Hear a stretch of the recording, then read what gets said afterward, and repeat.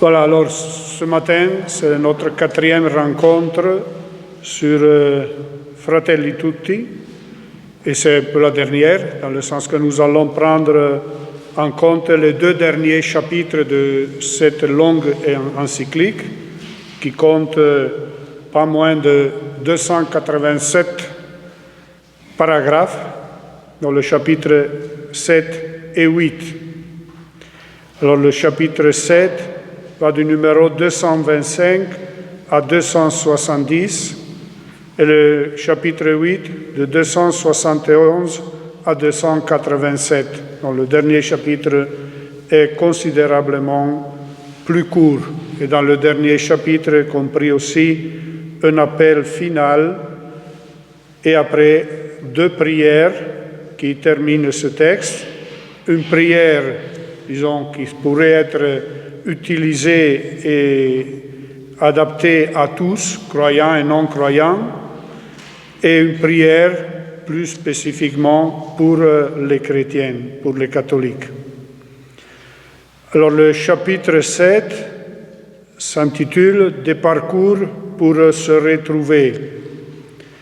Vous comprenez que c'est assez logique qu'après avoir développé plusieurs thèmes tout au long de l'encyclique, le pape, à la fin, essaie aussi de donner des possibles pistes de réflexion, des suggestions qui puissent aider à mettre en place des parcours de paix et des parcours qui puissent réellement cicatriser les blessures. Et cela pour tous ceux qui sont concernés par des conflits, quel que soit le genre de conflit.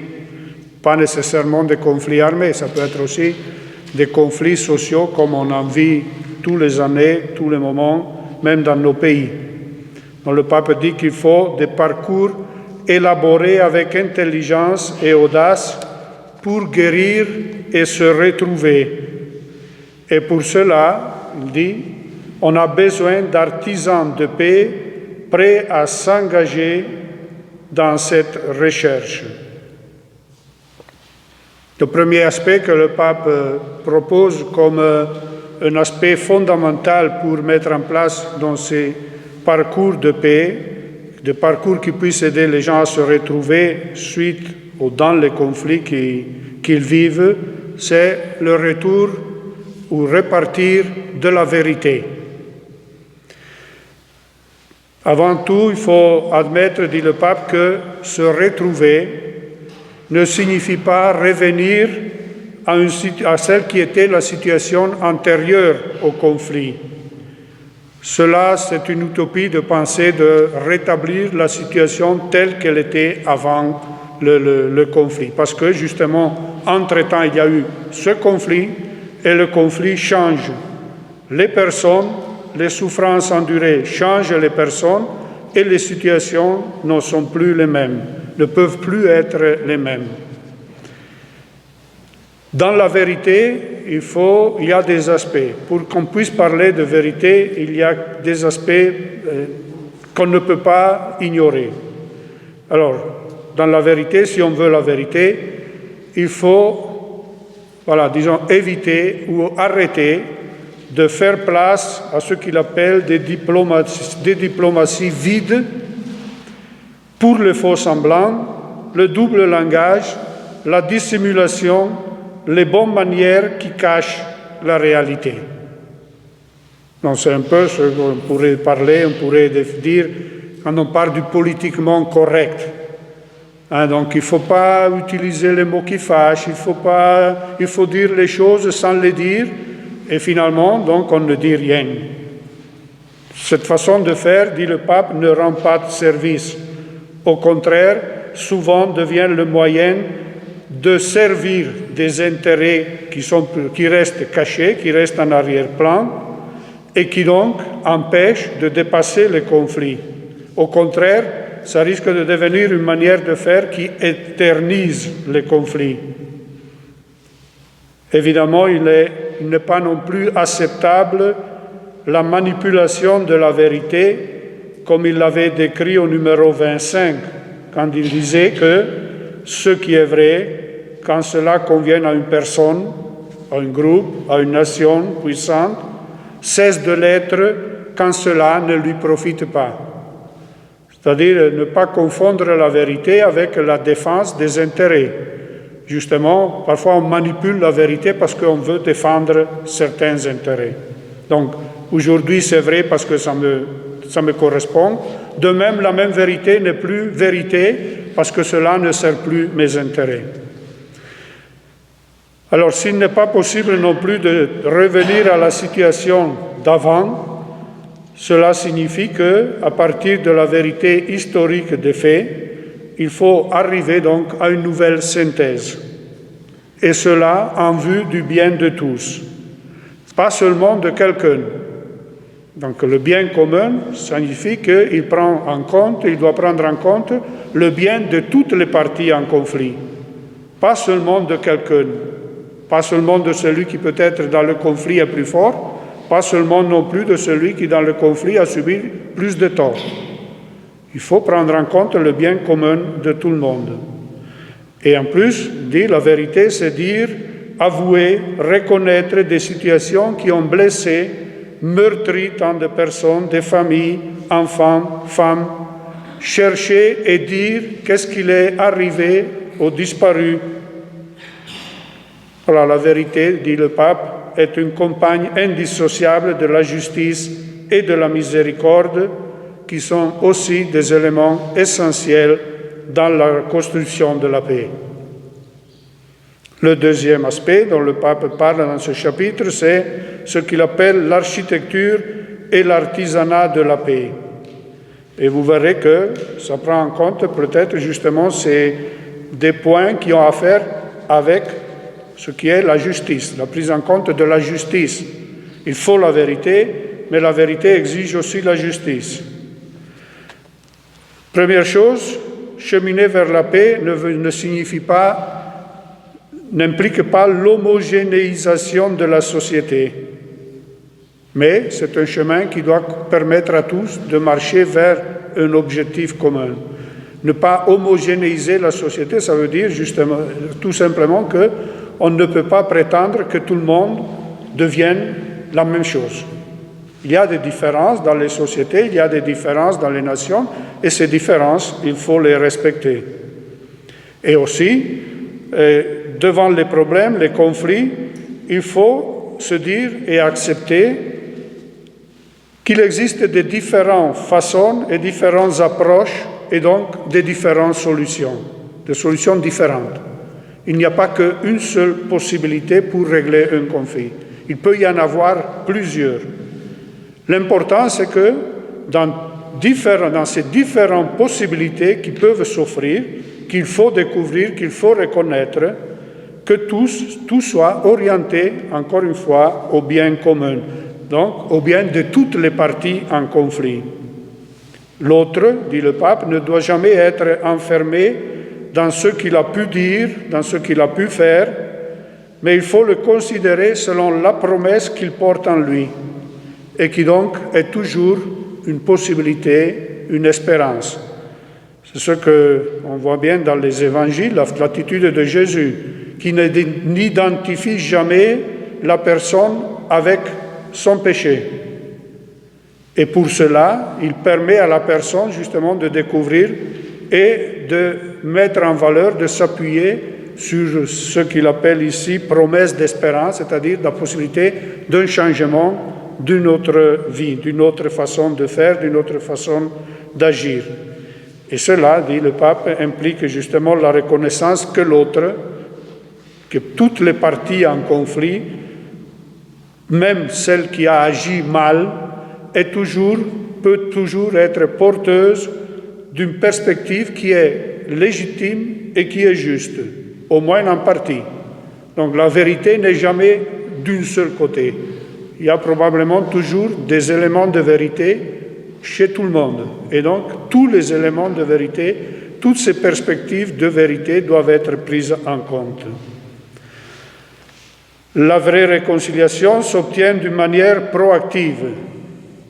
Là aussi, c'est très intéressant, il me semble, ce que le pape dit, il faut, dans la recherche de la vérité, rechercher ce que chacun peut apporter comme contribution. Donc il dit, il faut aller vers une solution, et donc une société, qui soit fondée sur le service. C'est-à-dire chaque groupe a justement une contribution positive, un service qu'il peut donner à tous les autres.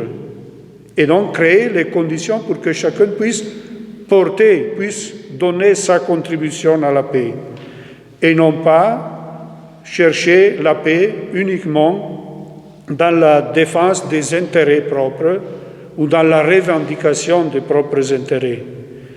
Parce que quand on recherche que la défense de ses intérêts, voilà, en fait, d'une certaine manière, on cherche à dominer l'autre, on cherche à asservir l'autre, pas à rendre service. Donc, dans cette action, dans cette réconciliation qui doit être recherchée de manière proactive, ce qui doit être prioritaire, c'est l'être ensemble et l'apport que chacun doit donner à ce être ensemble, plutôt que l'appartenance ou la mise en avant de ce qui est propre et particulier à chacun. Mais en même temps, le pape dit, c'est un peu le revers de la médaille, hein? Il y a une face et le revers de la médaille, c'est que pour une vraie réconciliation, voilà, et pour dépasser aussi ceux qui divisent, il faut que chaque groupe, chaque personne ne soit pas obligé ou ne risque pas de perdre sa propre identité et donc permettre à chacun de rester ce qu'il est. Voilà, on doit chercher ce qui unit, on doit chercher ce qui est en apport, mais en même temps, il faut respecter la particularité de chacun. Il dit, le pape, il faut que chaque groupe social puisse se sentir à la maison. Et il donne l'exemple de la famille. Lorsque dans une société, comme dans une famille, lorsque quelqu'un est en difficulté, lorsque quelqu'un vit une situation de malaise, l'attitude des autres ne doit pas être celle de l'isoler ou de le combattre, comme si ça devenait un ennemi, comme si le problème qu'il soulève ou qu'il vit vis-à-vis des autres doit être étouffé. C'est plutôt de s'en préoccuper, de s'en occuper.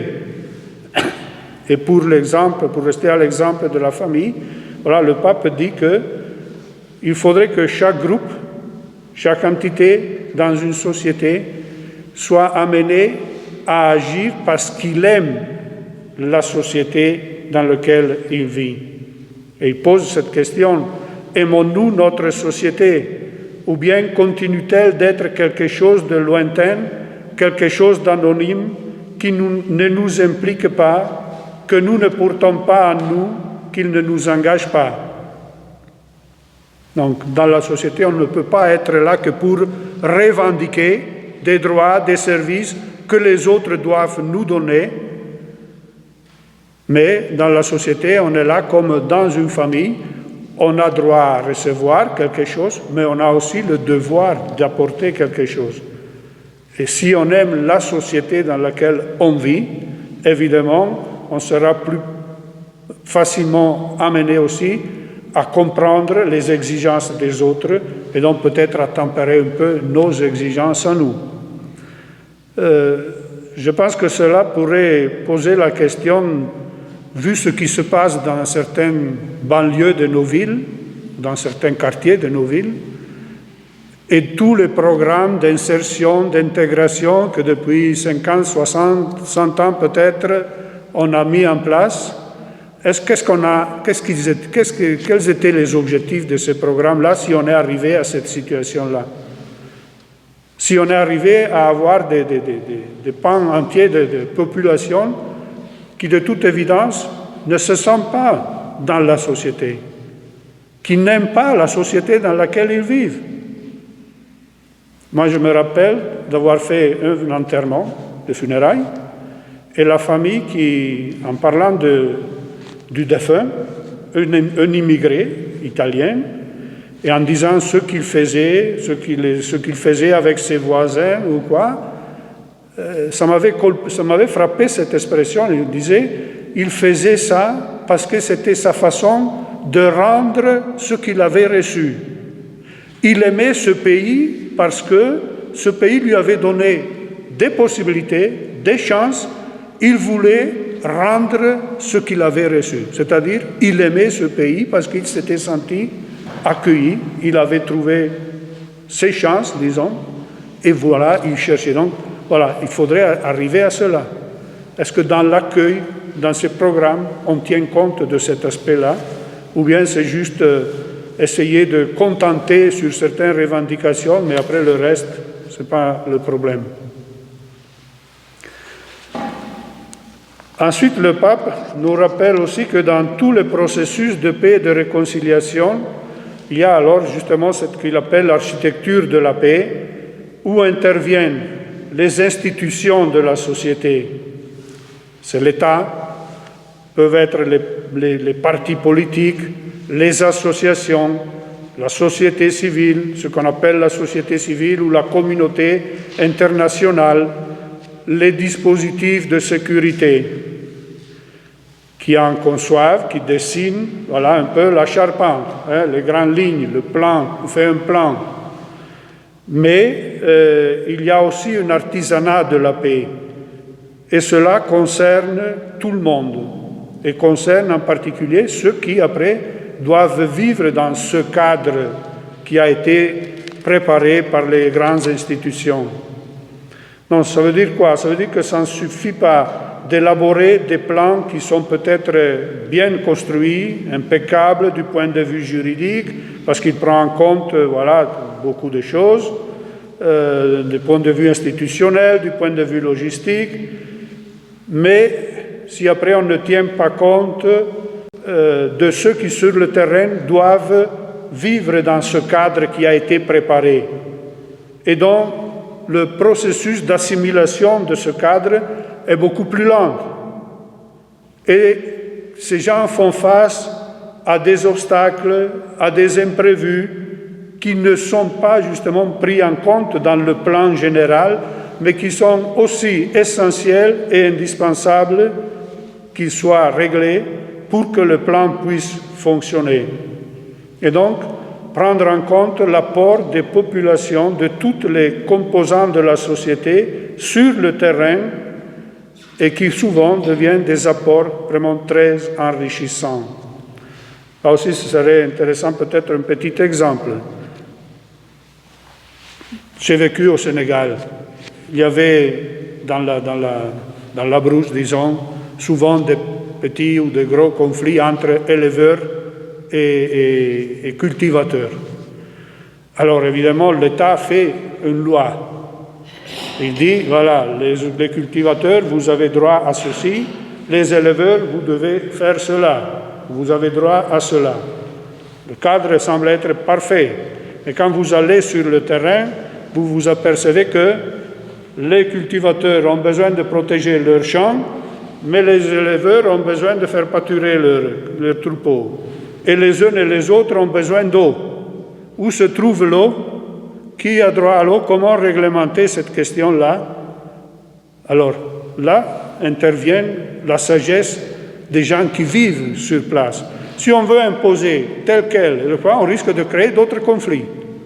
Il faut dire, voilà, allons maintenant sur le terrain, mettons ensemble les partis, qu'ils voient, eux, concrètement, comment régler certaines petites questions que le plan général ne peut pas prendre en compte. Alors, une dernière chose, dans la construction de la paix, on ne peut pas penser que le processus, à un certain moment, soit fini. C'est un processus qui est toujours en marche, qui doit toujours être, disons, réévalué, remis en marche, voilà, mis au goût du jour, selon les différents problèmes, les différentes questions qui se posent à fur et à mesure. Et cela, justement, entre en jeu, encore une fois, l'engagement de tout le monde, et aussi, le pape met en garde, encore une fois, contre le risque de manipulation de la part de certains partis qui peuvent être tentés de s'appuyer et de chercher plutôt leurs propres intérêts plutôt que le bien commun. Et le pape, comme je dis, insiste sur le fait qu'il ne faut exclure personne de ce processus, surtout pas ceux qu'on définit parfois les derniers, les marginaux, pas tant que personne, mais des groupes qui peuvent avoir été marginalisés dans la société ou qui se sentent marginalisés et qui peut-être ont des façons d'agir ou de réagir qu'on considère comme des comportements antisociaux, mais qui en réalité sont liés à une histoire justement de mépris, de manque d'inclusion, d'exclusion, de marginalisation, et qui alimentent donc ce sentiment un peu de revanche. On cherche à faire valoir, même avec la force, parce qu'on n'a pas été pris en compte, on n'a pas été écouté avant. Ou depuis longtemps, on ne nous écoute pas, et donc maintenant, pour nous faire écouter, pour nous faire entendre, on prend des chemins qui ne sont pas ce qu'il faudrait. Toujours dans la recherche de la paix, il y a la valeur et le sens du pardon. Le pape commence par admettre que aujourd'hui dans le monde, il y a des théories, des idéologies qui estiment que la réconciliation ou le pardon n'a pas de place. Parce que le conflit, c'est une partie, c'est un des éléments qui constitue la société. C'est quelque chose d'inévitable et donc ce n'est pas la peine de chercher à se réconcilier. Mais le pape soutient et affirme que le pardon et la réconciliation, qui sont des thèmes d'une grande importance dans le christianisme et dans d'autres religions, sont des dimensions d'une grande valeur et utilité, à condition de les présenter correctement et de les comprendre de manière correcte, pour éviter, là aussi, le risque que ça ne doit pas devenir une sorte de caution du fatalisme ou bien de justification ou acceptation passive de l'injustice, ou qui deviennent comme une sorte de source cachée d'intolérance et de violence, ou qui favorise l'intolérance et la violence, parce que de toute façon on va être pardonné, on va demander le pardon après. Le pape nous rappelle que Jésus n'a jamais invité à fomenter la violence ou l'intolérance, qu'il a même condamné ouvertement l'usage de la force pour s'imposer aux autres. Alors, quand on propose le pardon, il ne s'agit pas de proposer un pardon qui renonce à ses droits face à quelqu'un qui est puissant et qui est peut-être corrompu, face à un criminel qui dégrade notre dignité. L'appel de l'Évangile à aimer l'ennemi, à aimer un oppresseur, ce n'est pas accepter qu'il continue d'asservir. Ce n'est pas non plus lui faire penser que ce qu'il fait est acceptable ou admissible. Voilà, je vous lis partie du numéro 241 dans lequel il dit « Celui qui subit une injustice doit défendre avec force ses droits et ceux de sa famille, précisément parce qu'il doit préserver la dignité qui lui a été donnée, une dignité que Dieu aime.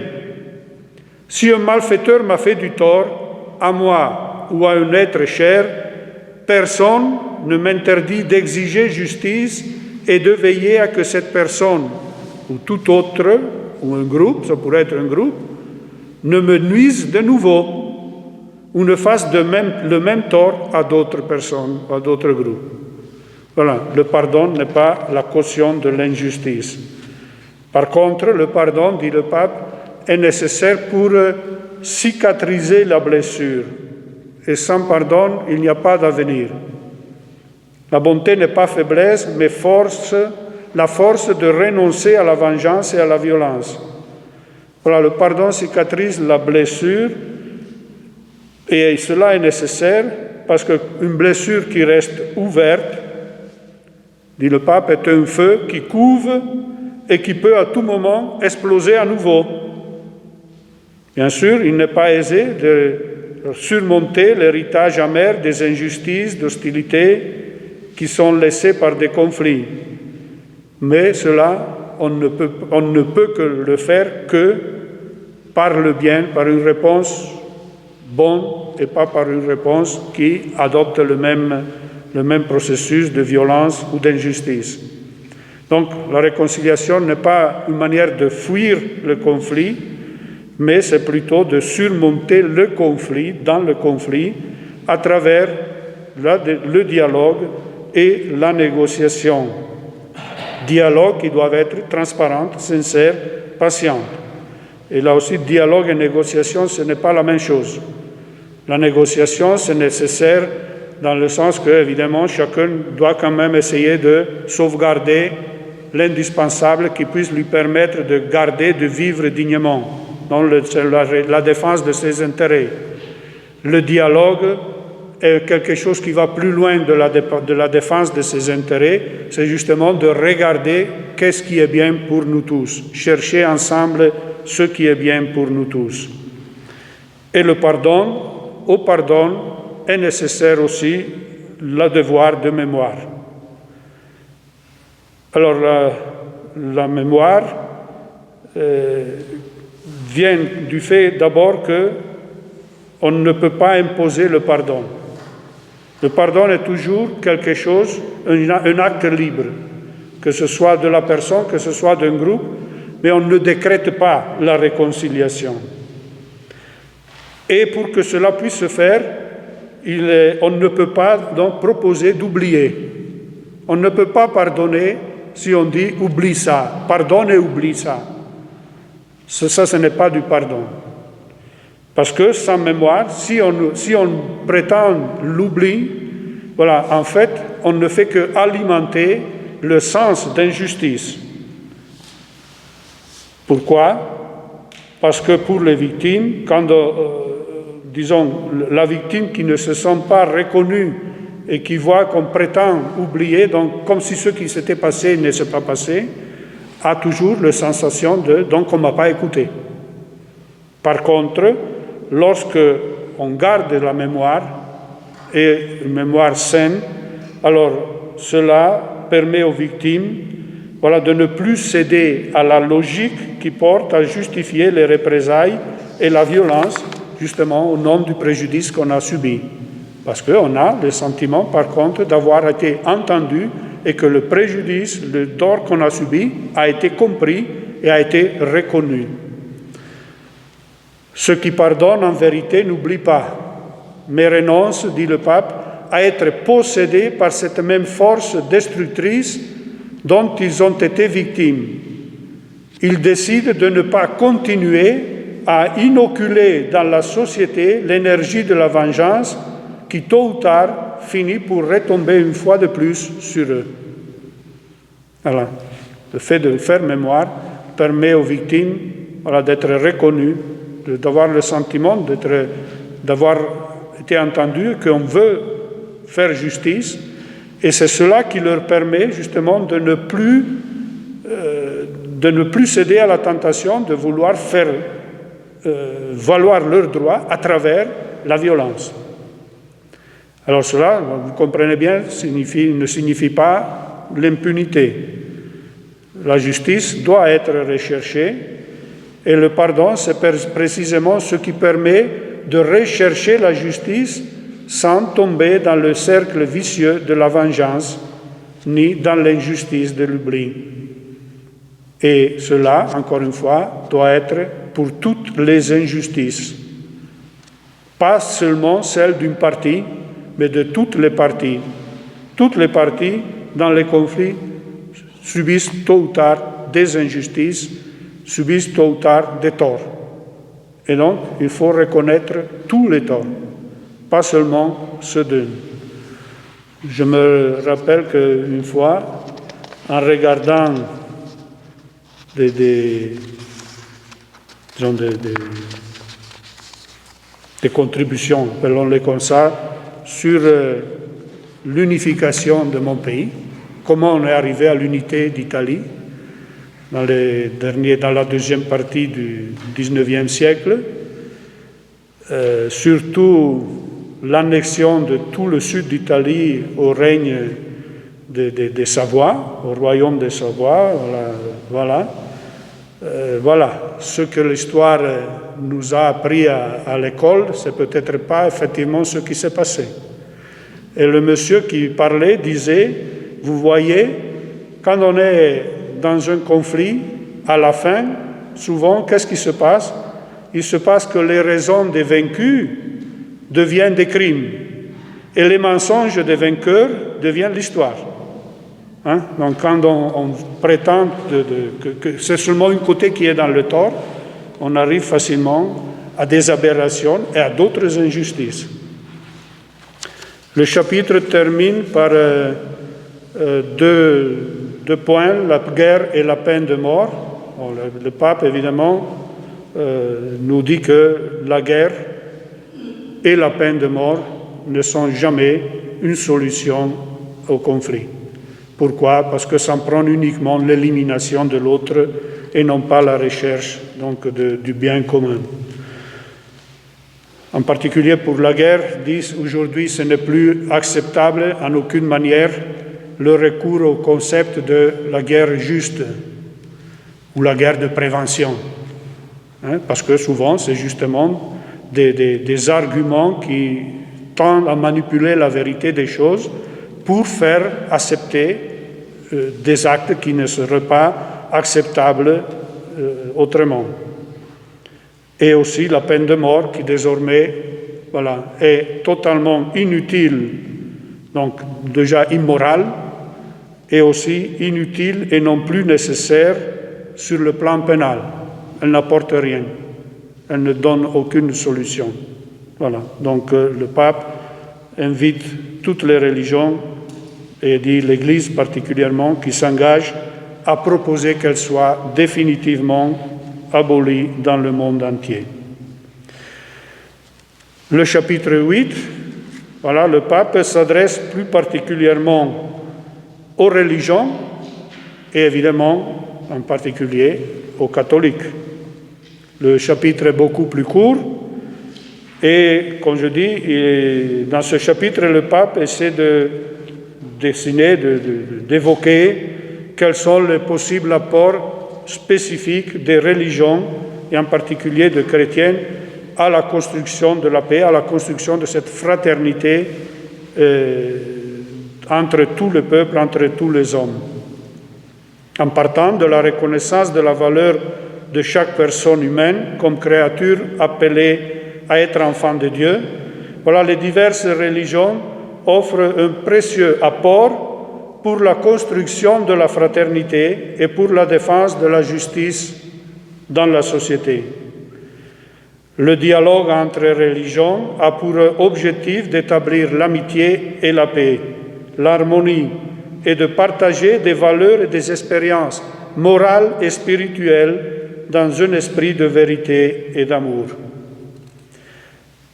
La première chose que le premier, apport ou point que le pape reconnaît comme quelque chose d'important que les religions ont à apporter dans tout processus de recherche de la paix et donc de recherche de la fraternité, c'est ce qu'il appelle le fondement ultime. Pour notre ami Pascal, il disait qu'il trouvait que c'était une encyclique un peu trop horizontale. Là on arrive à cette dimension plus verticale. Il dit, le pape, nous avons, toutes les religions, en commun cet aspect de ce qu'il appelle le fondement ultime, c'est-à-dire c'est la référence à une réalité transcendante. Un Dieu créateur et Père de tous, qui est le seul fondement solide à la fraternité dont le pape parle tout au long de son encyclique, parce qu'il appelle à reconnaître et à vivre justement dans la fraternité. Et cet appel ne vient pas de nous, mais vient de quelqu'un qui est plus que nous. Alors ce n'est qu'avec cette conscience d'être fils que nous pouvons vivre en paix avec les autres. Et d'être fils, et l'être fils, non pas parce que nous le décrétons, mais parce que nous est donné par quelqu'un d'autre. La raison à elle seule, dit le pape, est en mesure d'accepter l'égalité entre les hommes, d'établir une communauté de vie civique, mais elle n'a pas en soi suffisamment de force pour justement créer et alimenter la fraternité. Et là, il cite un numéro de l'encyclique du pape de Saint Jean-Paul II, Centesimus Annus, l'encyclique faite au centenaire de la première encyclique sociale, la Rerum Novarum, donc en 1991, la Rerum Novarum c'est de 1891, et voilà, le numéro 44 de cette encyclique, il dit, le pape Jean-Paul II, « S'il n'existe pas de vérité transcendante, par l'obéissance à laquelle l'homme acquiert sa pleine identité, dans ces conditions, il n'existe aucun principe sûr pour garantir des rapports justes entre les hommes. Leurs intérêts de classe, de groupe ou de nation les opposent inévitablement les uns aux autres. Si la vérité transcendante n'est pas reconnue, la force du pouvoir triomphe. Et chacun tend à utiliser jusqu'au bout les moyens dont il dispose pour faire prévaloir ses intérêts et ses opinions, sans considération pour les droits des autres. Il faut donc situer la racine du totalitarisme moderne dans la négation de la dignité transcendante de la personne humaine, image visible du Dieu invisible. Et, précisément pour cela, de par sa nature même, sujet des droits que personne ne peut violer, ni l'individu, ni le groupe, ni la classe, ni la nation, ni l'État. La majorité d'un corps social ne peut pas non plus le faire en se dressant contre la minorité. Voilà, ce principe d'un Dieu transcendant de qui nous tenons notre dignité est le seul qui peut, en réalité, fonder la recherche d'une paix juste pour tous. Quand on veut fonder cette recherche-là sur d'autres principes qui ne viennent pas d'autres, on finit toujours pour essayer de faire prévaloir, ses propres intérêts. Moi, quand j'étais jeune, quelquefois, il m'arrivait de penser à ça. De dire, mais s'il n'y avait pas Dieu, pourquoi moi je devrais dépenser ma vie pour les autres? Pourquoi je devrais occuper ma vie à faire du bien aux autres? S'il n'y a pas Dieu, autant vaut que je prends ma vie pour moi-même. Je cherche ce qui me plaît, ce qui m'intéresse, et je m'en fiche des autres, même si cela fait du mal aux autres. À quoi cela ça va changer? Et en effet, c'est ce qui se passe. Vous voyez dans le monde, aujourd'hui, le fait d'avoir exclu Dieu de toute, disons, instance de réflexion et de décision dans ce qui concerne la vie sociale, politique, économique, ça fait que tout le monde cherche ses intérêts. Et ces intérêts, on ne se préoccupe pas des dégâts que ça fait chez les autres. Je ne sais pas, il y a quelque temps, j'avais reçu une petite vidéo, je voulais presque le passer à quelqu'un, mais j'ai oublié, qui disait, voilà, vous avez entendu de la mort de notre ambassadeur au Congo. Et alors, dans cette vidéo, la personne disait, il a fallu qu'il y ait un diplomate du plus haut niveau, parce qu'un ambassadeur, ce n'est pas n'importe qui soit tué, pour que le monde s'aperçoit que dans cette région du monde, on tue les gens pour des intérêts vraiment les plus bas possibles qu'on peut imaginer. On tue les gens à un rythme que même dans les jeux vidéo, on n'a pas. Mais après cela, qu'est-ce que cela a changé? Rien du tout. Pourquoi ça n'a changé rien du tout? Parce que passé le moment de l'émotion ou quoi, ceux qui sont en train d'exploiter ces terres pour leurs intérêts, ils s'en fichent. Et pourquoi ils s'en fichent? Parce que, évidemment, si ce sur le quoi je me base pour agir, c'est mon intérêt, c'est moi-même, voilà, je ne peux pas, personne ne peut venir me dire quoi que ce soit. Une maison n'est pas fondée sur elle-même. Une maison doit être fondée sur autre chose pour tenir debout. Alors, la vérité, quand on prétend de la fonder sur l'homme ou sur des idéologies humaines, ne peut pas tenir. Voilà le principe de ce fondement ultime.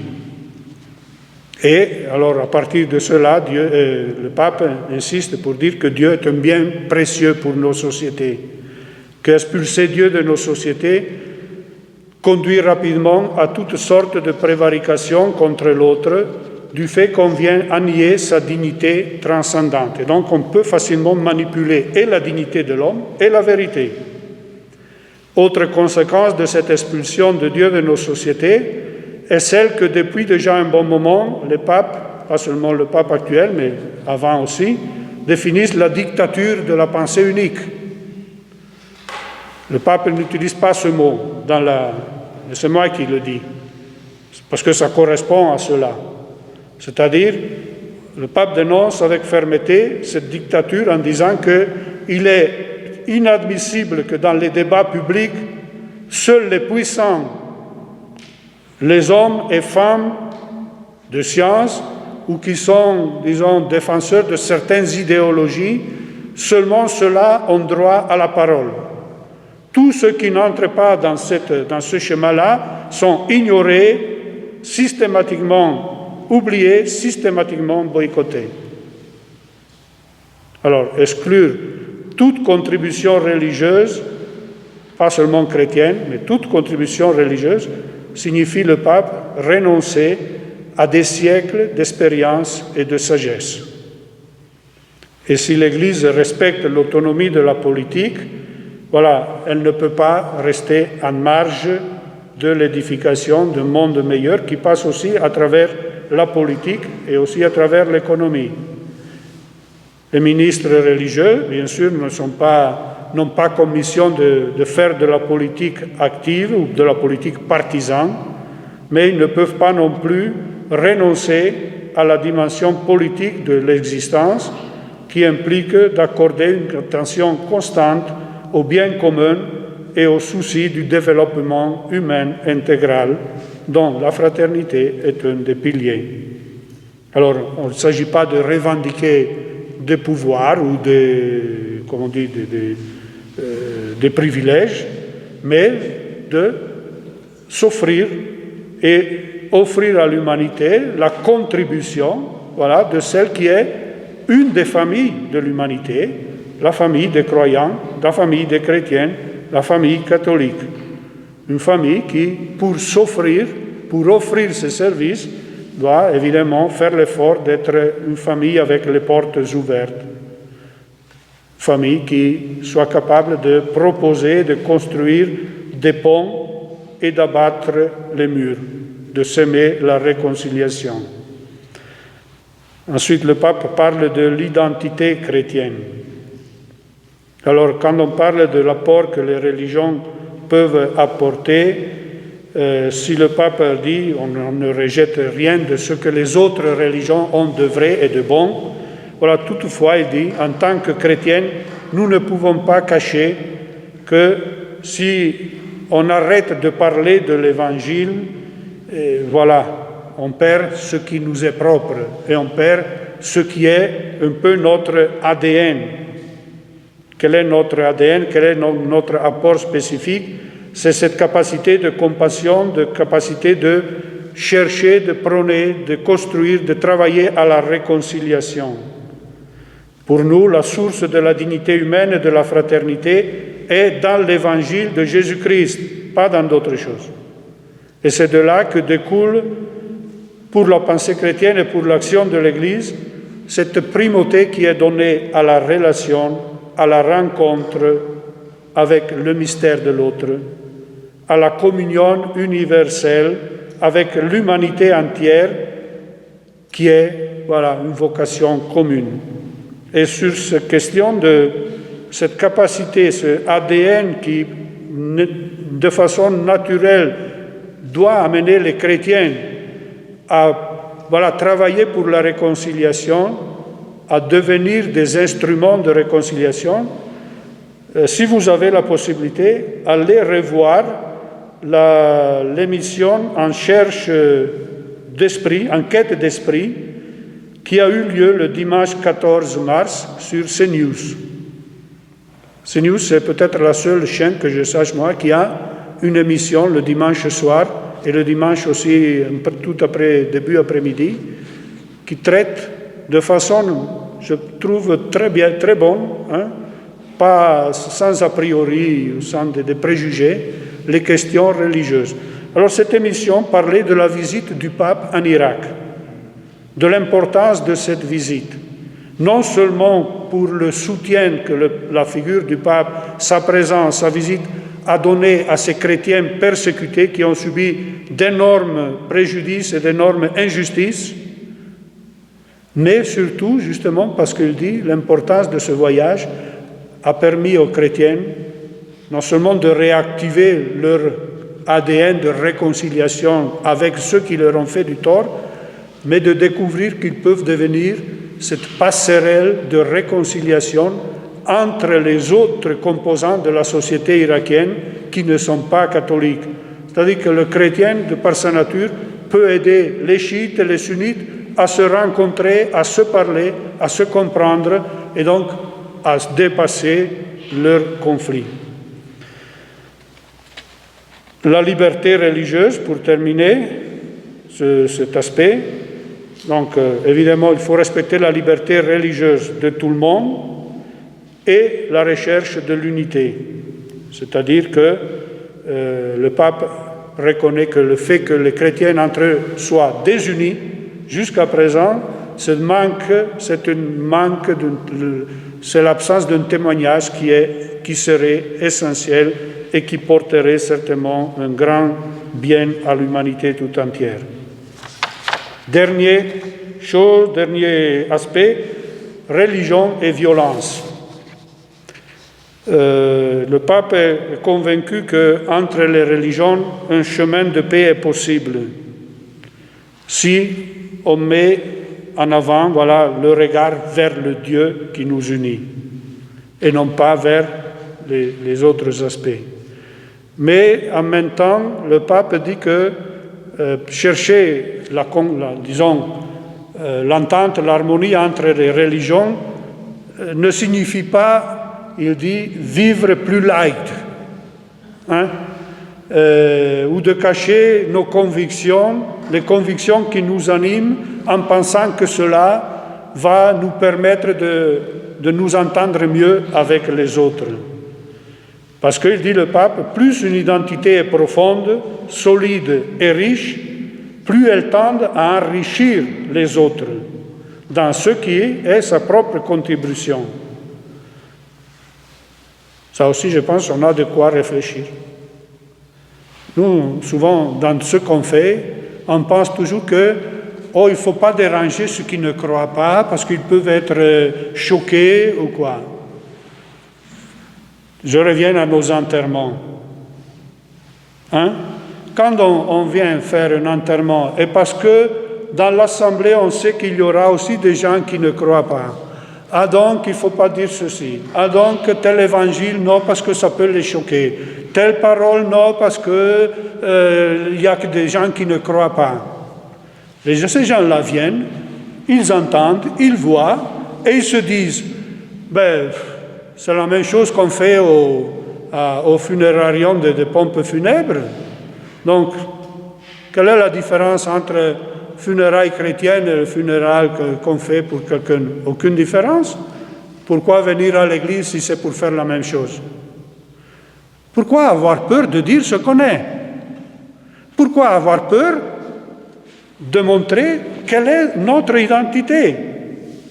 Cela ne signifie pas qu'on veut l'imposer aux autres, mais au moins ça permettra aux autres de faire la différence. et qui sait que dans cette différence, quelquefois, il n'y a pas quelqu'un qui trouve ce qu'il cherche. Voilà. Ne pas avoir peur de dire ce que nous sommes.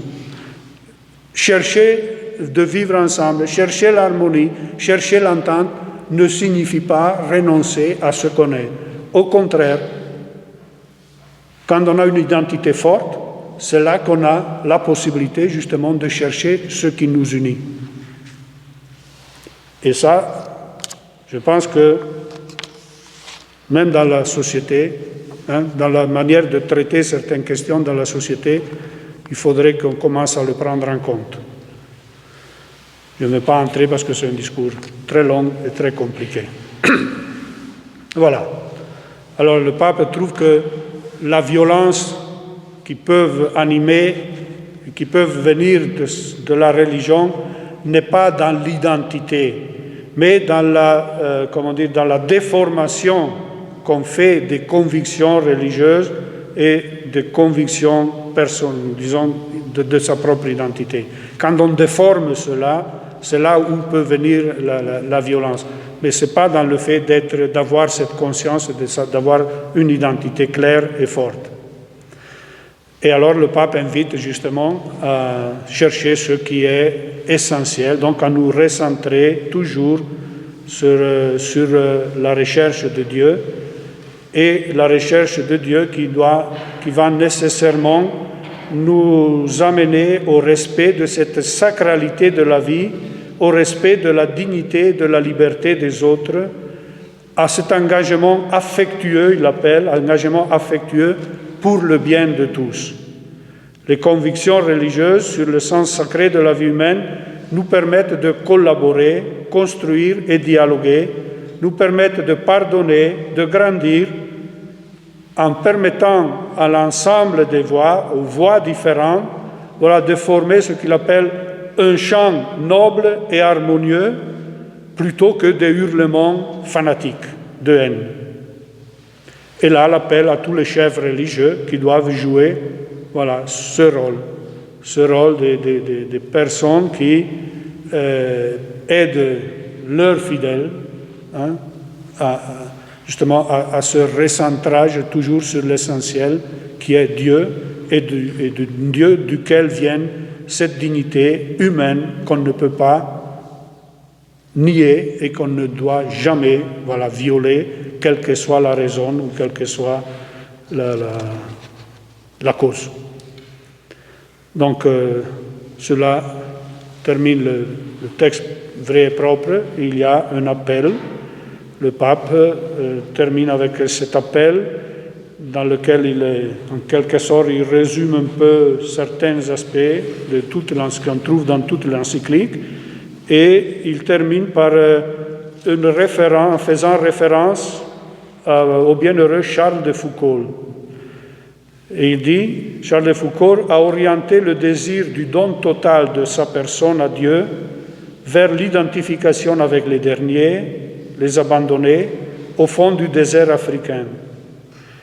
Et il exprimait dans ce contexte son aspiration de sentir tout être humain comme un frère et une sœur.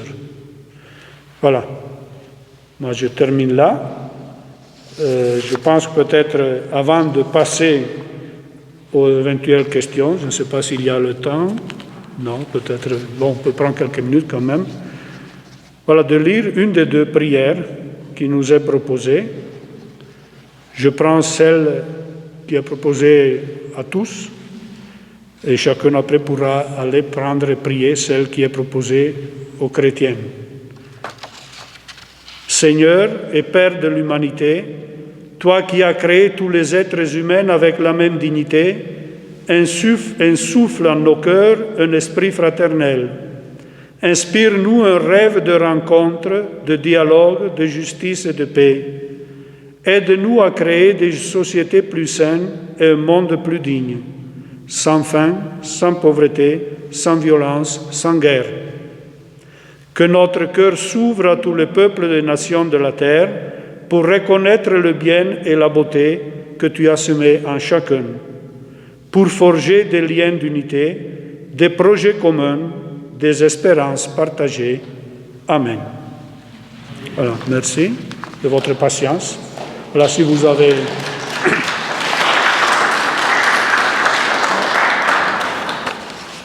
des questions ou des contributions.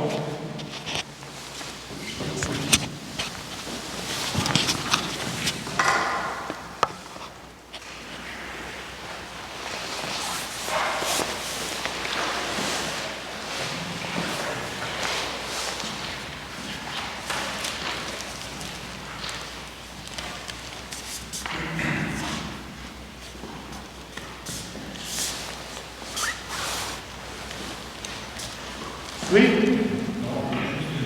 Peut-être enlever le masque pour parler. Juste une remarque.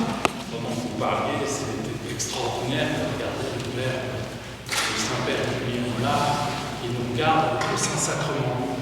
Et c'est là où je marquais une petite différence. Le pape, dans son encyclique, fait de la politique. Moi, je ne suis pas contre le fait que l'Église fasse de la politique. C'est de la politique, le monde est de plus en plus politique. Le Père Saint-Julien est dans l'adoration. Voilà. Mais je l'ai regardé souvent, ça m'a frappé. Voilà. J'ai posé une remarque. Oui.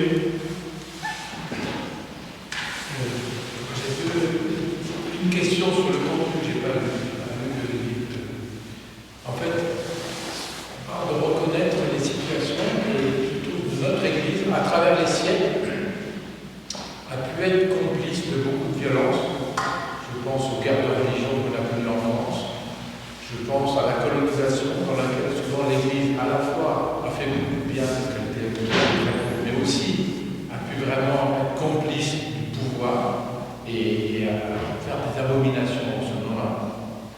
Donc, est-ce que le pape réfléchit comment notre Église peut reconnaître ses erreurs du passé, pas pour dire qu'aujourd'hui on est responsable de ses erreurs, parce que je ne suis pas d'accord avec ça, mais pour dire qu'on doit avoir l'unité comme Église catholique de reconnaître que nous avons aussi été des auteurs de violences organiques, pas simplement des individus, mais de notre institution. Ça, c'est une première question. C'est une question. Et l'autre, c'est par rapport à la réflexion que tu as fait. Dans le cadre de la TD40, qui a été fondée par un prêtre, il y a toute une série de volontaires permanents qui ne sont aujourd'hui plus du tout articulés avec une religion. Plus du tout. Mais dont je suis témoin à quel point ils peuvent être artisans de paix et être engagés pour les autres. Parce qu'à un moment, tu as dit, si tu n'as pas Dieu, en fait, et tu parlais de toi-même en disant, est-ce que je ne devrais pas vivre égoïstement sur mes propres intérêts? Et je pense que moi, je suis témoin de gens qui n'ont pas Dieu dans leur vie, des raisons que je ne maîtrise pas du tout, mais qui sont entièrement centrés, enfin très largement centrés, parce qu'ils ne sont pas des saints non plus, sur l'intérêt commun, et notamment la place des plus pauvres, comment elle est prise en cause dans l'intérêt commun. Et je pense que, honnêtement, je contemple ça. Et quelquefois, je me dis, mais qu'est-ce qu'ils font ceux qui ne sont pas croyants? Parce que je ne le comprends pas. Mais genre, je le constate.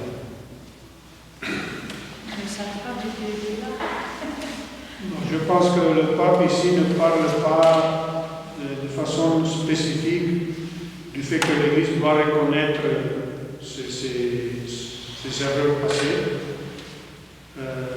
mais c'est implicite.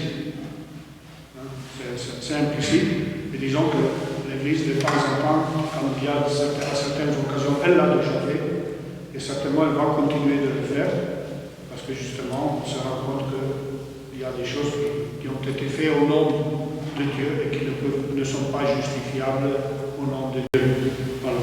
Ni maintenant, et donc, d'une certaine manière, il ne l'était pas non plus dans le passé, et qu'il est bien de reconnaître. Je me rappelle, le pape, quand il est allé à Jérusalem, les gestes qu'il a fait, c'était aussi de reconnaître que, d'une certaine manière, pour certains aspects, l'antisémitisme qui a amené par la suite aux aberrations qu'on a connues pendant la Deuxième Guerre mondiale, avait quelques racines dans la manière de parler du judaïsme dans l'Église. Voilà. Donc, s'il ne le fait pas de façon explicite, c'est quand même quelque chose qui est présent, qui est sous-entendu. Et là où, par exemple, il dit il n'est plus question, il n'est plus possible, pour quelque raison que ce soit, de parler de guerre juste, de guerre pas, ça implique aussi cela. Alors, ça veut dire que l'Église ne pourra plus cautionner quelque guerre que ce soit sous prétexte qu'elle est juste. Il n'y a pas de guerre juste, tout court, point final. Par rapport à l'autre question, je pense que là, le pape, quand il parle du fondement ultime, il ne le fait pas tellement par rapport au choix personnel de chacun, mais vraiment comme dans ce qui est l'agir des groupes, des institutions. Donc, évidemment, il y a aussi des personnes qui peuvent par choix dire, bon, même si je ne crois pas en Dieu, mais je fais le choix de vivre ma vie au service des autres. Par contre, cela est plus difficile que ce soit tout un groupe, toute une société, parce que ce sera toujours, et nous on se constitue comme groupe, comme société, comme association, parce qu'on a certains objectifs, et dans ces objectifs-là, on cherche nos intérêts. Ainsi, quelquefois, on essaie de les maquiller comme recherche du bien commun. Voilà. Moi, je suis parfaitement d'accord qu'il y a des gens aujourd'hui qui, même s'ils ne font pas référence à Dieu, décident d'engager leur vie au service des autres. Ils le font sincèrement. Voilà, ils ne le font pas parce qu'ils sont... Mais c'est plus facile, par contre, que quand ces personnes s'engagent dans certaines associations, dans certains groupes, le risque de se faire manipuler est plus fort quand on n'a pas cette référence que quand on a cette référence-là. Moi, je le vois un peu, quelquefois, dans ces ONG qui vont secourir les migrants qui partent du nord d'Afrique, quoi. Quelquefois, on sent, malgré tout, je ne dis pas qu'ils le font volontairement, mais on sent qu'ils sont facilement manipulés. Que des gens s'appuient sur leur bonne foi, disons, du fait qu'ils cherchent sincèrement à sauver des vies, à sauver la dignité de ces personnes, mais que derrière, voilà, il y a d'autres qui cherchent d'autres intérêts et ils ont d'autres objectifs.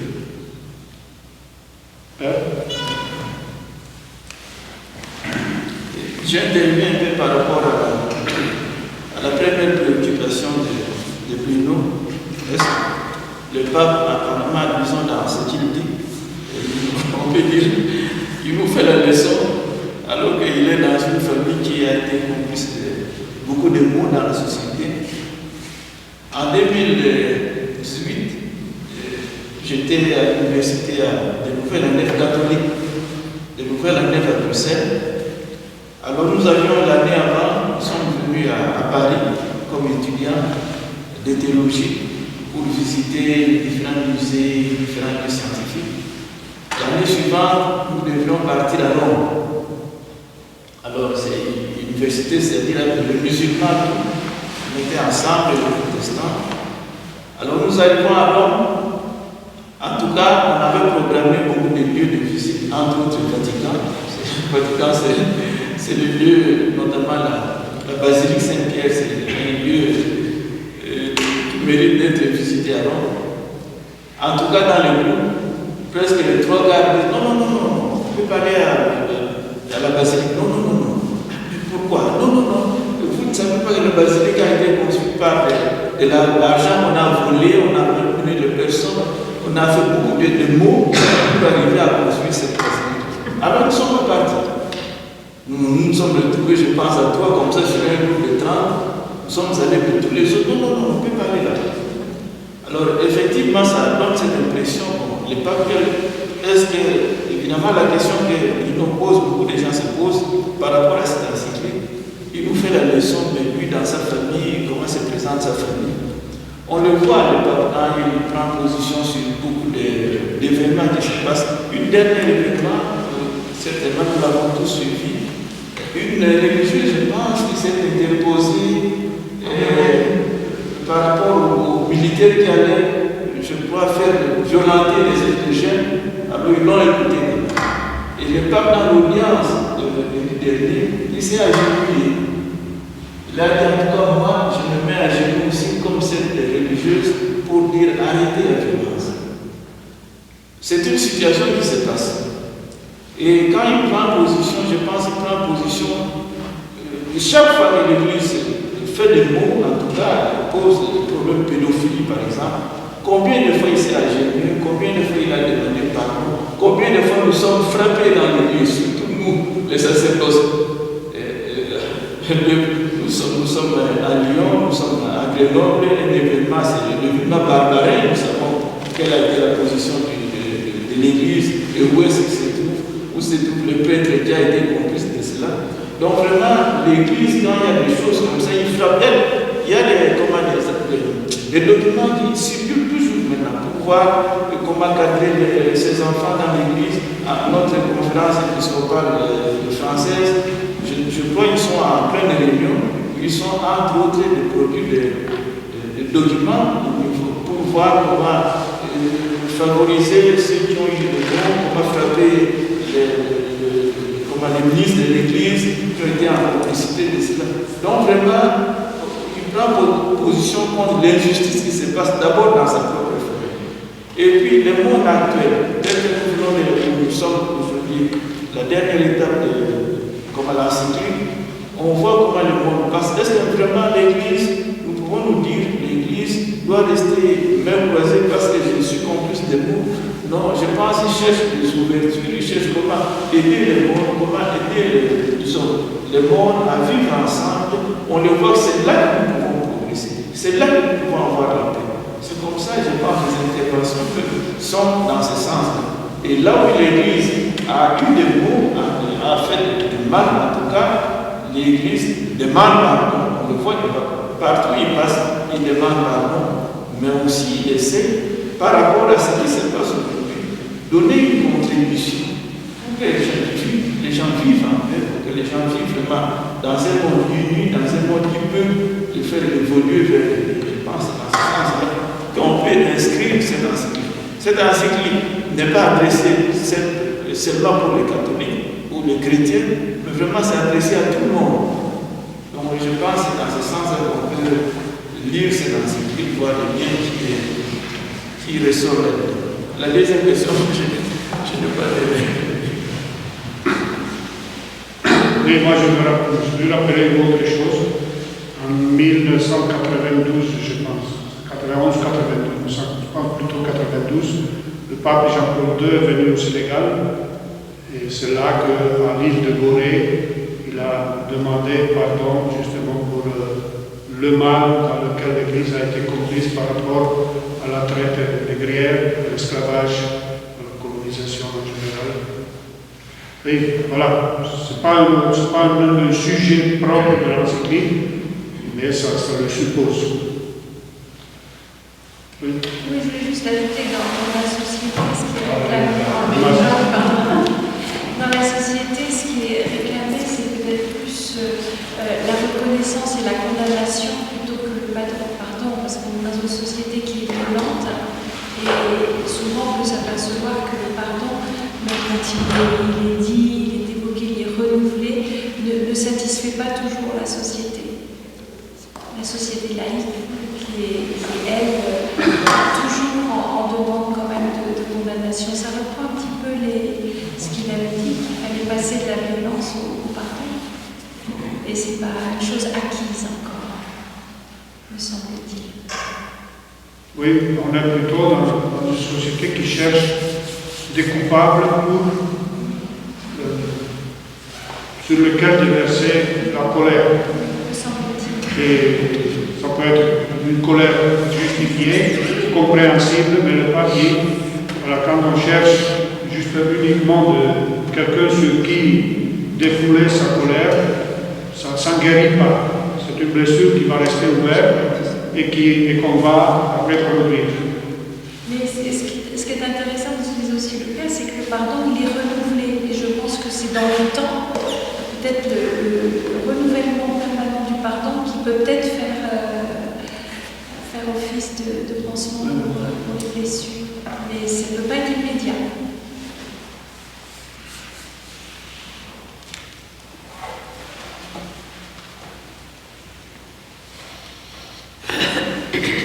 Donc voilà, merci de votre patience. J'espère que ces 4 rencontres vous aient permis d'avoir un aperçu et que ça, si vous ne l'avez pas déjà fait, que ça vous donne envie de lire vous-même maintenant toute l'encyclique. Elle est longue, parfois c'est un peu laborieux de la lire, de tenir, mais je trouve que c'est une belle encyclique. Voilà. Elle peut aider pour la démarche pastorale. Oui, voilà. Et après, je pense que pour ceux qui éventuellement n'ont pas pu être là, s'il y en a qui sont intéressés, dites-le, d'aller sur le site, ils trouveront aussi cette dernière rencontre. Voilà.